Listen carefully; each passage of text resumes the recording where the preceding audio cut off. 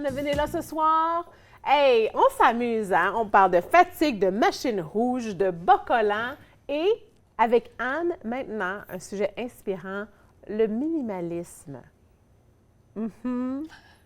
Anne, tu es minimaliste, en partie. Bien, c'est un mode de vie. Oui. Pour moi, en fait, le minimalisme, c'est un mode de vie pour échapper à la surconsommation. Alors, c'est pas quelque chose... Je veux dire, on voit, quand on pense minimaliste, bien, en tout cas, moi, là, je vois un salon avec une chaise et... Un crayon. Ouais, c'est ça. Oui, non. Ouais. Alors, oui, Alors, il y a tu sais, différents niveaux d'expression. Ça, exactement. Puis, je veux dire, je pense que c'est de vivre une vie qui tend vers le minimalisme, vers la non-surconsommation, en fait. Et puis, comme tu sais, moi, j'ai voyagé beaucoup. Alors, à chaque fois que je suis revenue, comme genre de l'Asie du Sud-Est ou ailleurs, je me rends compte à quel point qu'on surconsomme en Amérique du général. Nord. Oui, en général, oui. ici.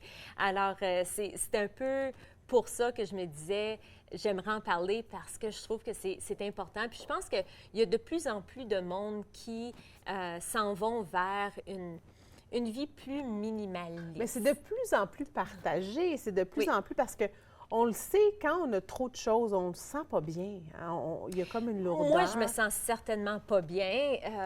J'ai toujours fait attention, disons, chez moi. Je pense que tu le sais, j'ai pas énormément de choses. J'ai de bonnes choses qui vont durer, que j'aime. Et puis, je pense que ça aussi, ça fait partie du minimalisme, c'est-à-dire, je suis pas quelqu'un qui a comme, tu sais, une paire de pantalons puis 2 gilets, loin de là. Non. Mais c'est que quand je consomme, quand j'achète quelque chose, c'est que j'y pense. Moi, ce que j'aime beaucoup, puis ça, j'ai lu ça il y a quelques temps, ou je sais pas si je l'ai entendu, mais c'est quand je viens pour acheter quelque chose, puis ça, je fais ça de moins en moins, là, c'est-à-dire aller dans les magasins, mais quand je viens pour acheter quelque chose, je me pose la question, est-ce que j'en avais besoin hier? Alors, souvent, parce que je trouve, en tout cas moi, je suis souvent tentée par quelque chose. Comme dimanche passé, je suis allée au marché, au parc Lansdowne, puis il y a plein de petits kiosques, puis tout ça. Alors, moi, j'avais besoin du café, puis j'ai dit, ben, je vais regarder, voir s'il n'y a pas, tu sais, du café biologique, ainsi de suite. Mais j'aurais pu acheter 10 choses, là.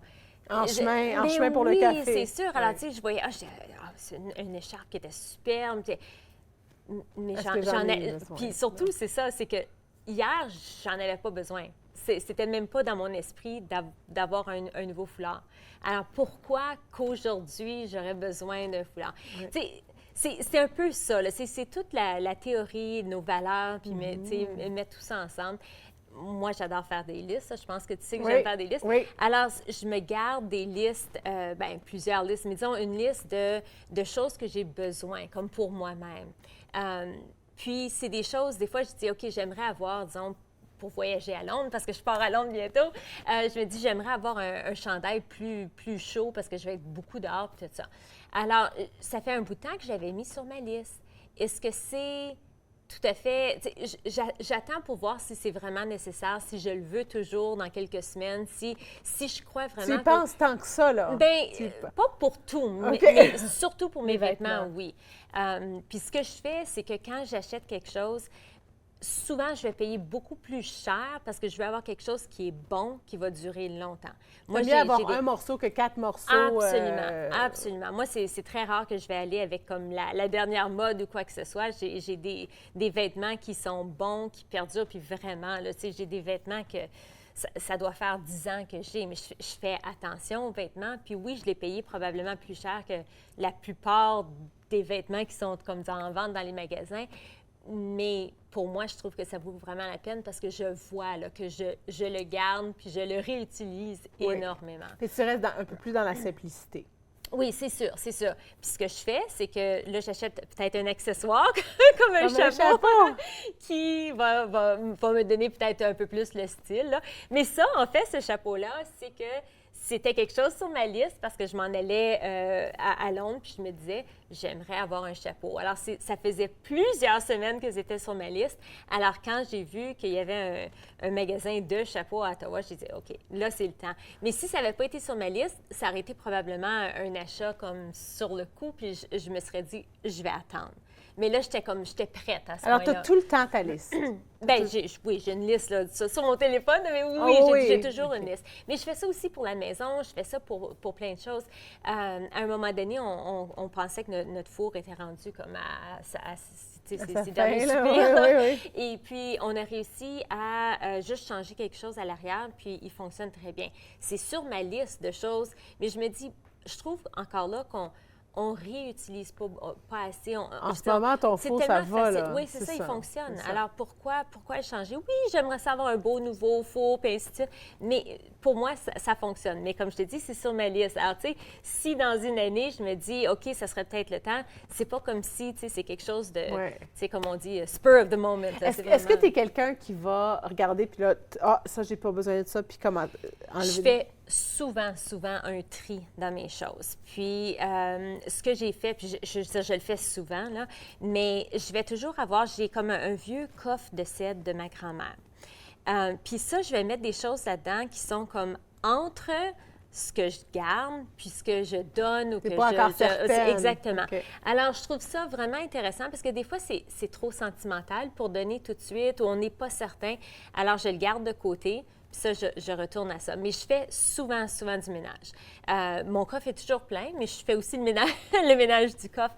Puis vraiment, tu sais, ma garde-robe, là, il n'y a pas énormément de choses. C'est vraiment restreint, mais c'est des bonnes pièces que je porte année après année, que je lave à la main, qui perdurent, ainsi de suite. Est-ce que ton coffre, des fois... est-ce que tu le vides des fois ou est-ce que c'est toujours... Oui, c'est ça, je passe au travers aussi, absolument. Mais maintenant, c'est vraiment comme au minimum. Pendant plusieurs années, j'avais beaucoup de choses, puis là, je donnais. Mais comme je dis, je ne jette pas. J'essaie de jeter le moins possible parce qu'il y a toujours quelqu'un qui dit une autre vie à tout. Là. Pour moi, c'est très, très, très important. Mais il y a beaucoup de listes aussi sur l'Internet, puis je voulais dire ça. Des choses que je n'utiliserai plus.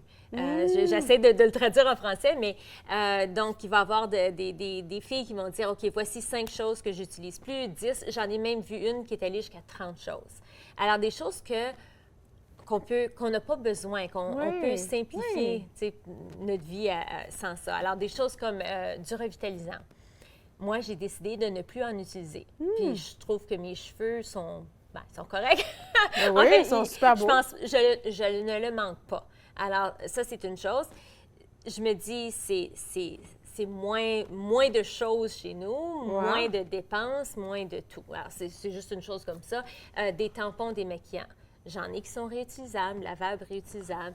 Alors, je veux dire, encore là, moi aussi, je pourrais faire une liste. Là, Est-ce que toi, c'est l'environnement qui t'influence? Ça a commencé beaucoup. Moi, c'est sûr, l'environnement, ça a toujours été comme une de mes priorités assez importantes. Alors, je pense que c'est de là qui a commencé pour moi le minimalisme.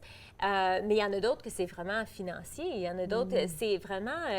en fait, je pense que les 3 grandes sphères du minimalisme, c'est notre espace physique, notre gestion du temps, et puis le troisième, c'est les finances. On va continuer après la pause avec Sophie Martel qui va se joindre à nous sur le plateau.